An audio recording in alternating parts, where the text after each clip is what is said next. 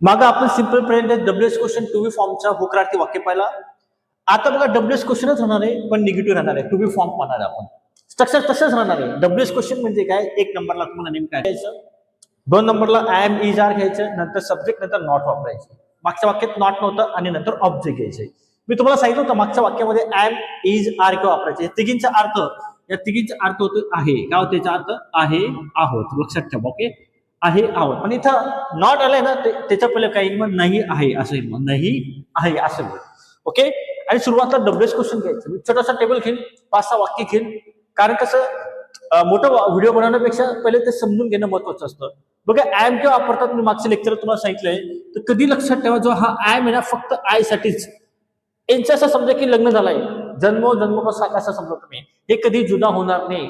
आपण असो किंवा नसो, हे आयुष्यभर सोबतच राहणार आहे. कारण हे यांचं एकनिष्ठ नातं आहे. पण एज आणि आरचं एकनिष्ठ नातं नाही आहे. हा एज कधी येण्यास याच्यासोबत नाही गुजल, कधी त्याच्यासोबत नाही गुजल, आणि आरचं बी तसंच आहे. फरक एवढा आहे, एज आणि आरने एक नियम बनवून ठेवला आहे. एज फक्त एक वचनी जो व्यक्ती असेल किंवा वस्तू असेल त्याच्यासोबतच जाईल, आणि आर हा अनेक वचनसाठी जाईल. मग आता हा इज केव्हा वापरतो, मी तुम्हाला बोललो होतो, एक तर ही, शी आणि तुमचा इट असेल त्याच्यासाठी वापरणार. ओके, किंवा मुलाचं नाव आलं, समजा नेहा आलं, नेहा, राहुल, ओके, हे आलं त्याच्यासाठी तुम्हाला काय वापरायचं, एज वापरायचे. किंवा एक क्वेश्चन असेल जसं अ बॉय, अ गर्ल, हे तुम्हाला मागं सांगितलं होतं. आणि जो आर आहे, आर केव्हा वापरणार तुम्ही, आर हा अनेक क्वेश्चन समजायचं. अनेक क्वेश्चन म्हणजे समजा केव्हा वापरणार, वी, ओके, यू आणि नंतर दे, याच्यासाठी तुम्ही काय वापरणार, आर वापरणार आहे. आणि अनेक क्वेश्चन म्हणजे काय, बॉय, हा बॉय त्याला काय करायचं, बॉईज, गर्ल येतं त्याला काय करायचं, गर्ल्स. किंवा दोन नावं आले, दोन नावं म्हणजे काय, जसं नेहा अँड राहुल, असं दोन नावं जर आले, दोन नावं, तरी तुम्हाला आर वापरायचं. सब्जेक्ट त्यानुसार तुम्हाला काय घ्यायचंय, एम इज आर घ्यायचंय. तर मला वाटतं तुम्हाला एम इज आर केव्हा वापरतात मी अगोदर पण सांगितलंय, भरपूर लेक्चर मध्ये सांगितलंय. मग आता वाक्य कसं येणार आहे ते बघून घेऊ आपण. तो घरी नाही आहे. ओके, आता मग तो घरी नाही आहे हे वाक्य साधे म्हणजे क्वेश्चन नाही आहे. ओके, आता वाक्य करताना आपण काय करू, तो आहे म्हणजे ही इज घ्यायचं. ओके, आणि नाही म्हणजे नॉट घ्यायचं. ओके, आणि कुठे नाही तो घरी नाही आहे, तर तुम्ही काय होणार, ऍट होम म्हणायचे. At home, he is not at home. हे झालं तुमचं साधं वाक्य. आता याला मला क्वेश्चन मध्ये, वर्बल क्वेश्चन मध्ये बनवायचं असेल तर मी कसं करेल, हे वाक्य जसं तसं घेईल मी, दो घरी नाही आहे असं म्हणायचंय मला. आणि शेवटी मी फक्त काय वापरणार, का वापरणार आहे, तो घरी नाही आहे का. मग आता काही हा जो एज आहे तो पुढे घेऊन टाकायचा, म्हणजे कसं येईल मग, एज ही. ओके, हा ऑब्जेक्ट म्हणजे कॉम्प्लिमेंट जास्त येते या वाक्यामध्ये, पण तुम्हाला समजवण्यासाठी मी ऑब्जेक्ट वापरला, लक्षात ठेवा. हा एजला मी पुढे घेतला, एज ही आला. ओके, नंतर काही नॉट घ्यायचं, इज नॉट ऍट होम, आणि शेवटी काही क्वेश्चन मार्क घ्यायचे. आणि समजा तुम्हाला दुसरी पद्धती बोलायची असेल, हा जो नॉट आहे आणि हा जो एज आहे तो दोघांना एकत्र केलं, एकत्र तुम्ही काय करू शकता, इजंट घेऊ शकता. काय घेऊ शकता, इजंट. इथे ही आलाय म्हणून शी घेतलाय. आता याला आपण क्वेश्चन मध्ये बनवू. आता क्वेश्चन काय बघा, तो घरी का नाही आहे. आता बघा काय आलाय इथं, का नाही आहे. आता तो काय, का बघा इथं बी का आला, तर इथं बी का आलेला आहे. पण हा काय, याचं उत्तर फक्त एस किंवा नो मध्ये येतं. काही मुलं ना का मध्ये क्वेश्चन होता. आणि हा जो काय, हा डब्ल्यूएस क्वेश्चन वाय वाला काय आहे.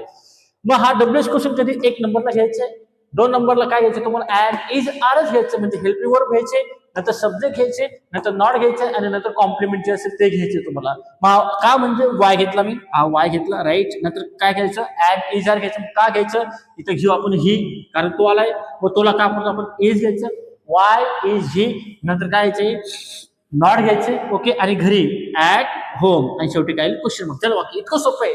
पण आता हे तुम्हाला जरी समजलं असेल, याची फक्त तुम्हाला प्रॅक्टिस करणं आवश्यकता आहे. तुम्ही जितकी प्रॅक्टिस करणार तेवढा तुमचा फायदा होईल. समजा आता मला म्हणायचं, ती बस स्टँडला नाही आहे. ओके, हे साधं वाक्य, ती बस स्टँडला नाही आहे. तुम्ही काय म्हणणार, she is not at the bus stand. पण आता काय, ती बस स्टँडला नाही आहे का, ती बस स्टँडला नाही आहे का.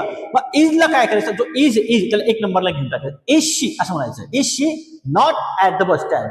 आता मला म्हणायचं तू बस, आणि आता मला या वाक्याला क्वेश्चन मध्ये करायचे, ती कुठे आहे, ती कुठे, कुठे म्हणजे काय, वेअर. एक नंबरला घ्यायचं वेअर, वेअर. ओके, नंतर काय घ्यायचं, इज, वेअर इज शी घ्यायचे, वेअर इज शी. आता ती कुठे होती, बस स्टँडला. उत्तर काय येतं, at the bus stand. She is at the bus stand. समजतं मी काय म्हणतो तुम्हाला. आता समजा तुम्हाला जर म्हणायचं असेल, तुझे वडील कुठे आहेत असं म्हणायचं, तुझे वडील कुठे आहेत. आता कुठे म्हणजे काय, वेअर, इथं वेअर घ्यायचं, where. Okay, where is your father. हे झालं होकारार्थी वाक्य. तुम्हाला म्हणायचं की तुझे वडील कुठे नाही आहे, कुठे नाही आहे असं म्हणायचं असेल, wear is your father not, जे काय असेल ते वाक्य करून टाकायचे. समजते का मला मी काय म्हणतो तुम्हाला? तू कुठे आहे, वेअर आर यू म्हणता, तू कुठे नाही आहे, वेअर आर यू नॉट किंवा वेअर आरंट यू असं बोलायचंय. घेऊन टाकू, अजून थोडी प्रॅक्टिस घेऊन टाकू. बघा वाक्य काय, नेहा जबाबदार नागरिक आहे आलंय, म्हणजे काय झालं, होकारार्थी वाक्य, बरोबर आहे ना. मग आता हा जो आहे आलंय, आहे म्हणजे फक्त ॲमिजन वापरायचे, पण आपल्याला काय म्हणायचं, नाही आहे असं आलंय. तर मग हा जो आहे ना, याच्या पहिले तुम्हाला काय करायचे, नाही घ्यायचं, नाही आहे घ्यायचं, एवढं लक्षात ठेवायचं.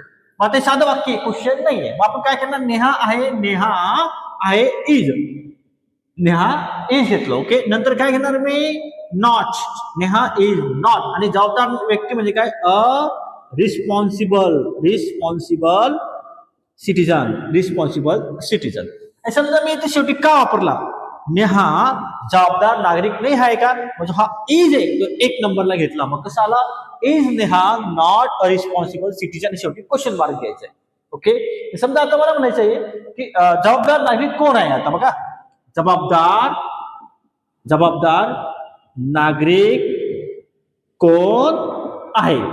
आता बघा इथे काल एक कोण आलंय, काल एक कोण, कोण म्हणजे का, हु. हा जो नेहा आहे ना, नेहा, मी तुम्हाला नेहमी सांगितलंय की तुम्हाला जर कोणी हुने प्रश्न विचारला तर व्यक्तीचं नाव घ्यायचं, ओके, किंवा प्रोनाउन ही शी इल. तर आता नेहा कट केला, त्या ठिकाणी मी काय घेणार, फक्त हु घेणार आहे. हा घेतला मी हु.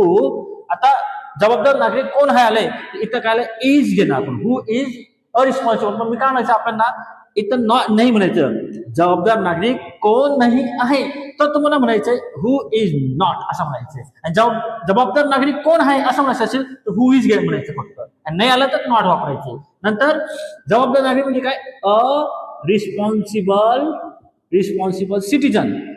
नंतर शेवटी काय, क्वेश्चन मार्क झालं. चला, होकारार्थी असेल तर नॉट कट करा, आणि नकारार्थी असेल तर नॉट लावा, दुसरं काय नाही आहे. मला वाटतं हा तुम्हाला व्हिडिओ समजला असेल. अतिशय छोटा टेबल होता, मी जास्त काही मोठे वाक्य घेतलं नाही, कारण तुम्ही छोटे छोटे वाक्य समजून घेणार तरच मग नंतर मोठे वाक्य बनवता येतील.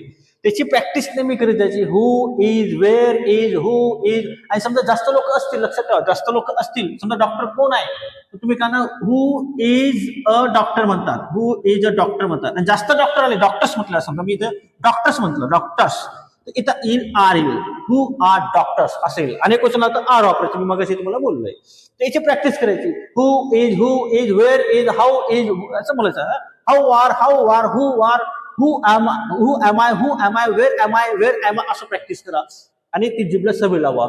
तुम्हाला जर हा व्हिडिओ उपयोगी वाटत असेल तर नक्की लाईक करा, कमेंट करा, शेअर करा, आणि जे नवीन असतील त्यांनी नक्की आपल्या चॅनलला सबस्क्राईब करा. तुम्ही हा व्हिडिओ पूर्ण पाहिला त्याबद्दल थँक्यू व्हेरी मच.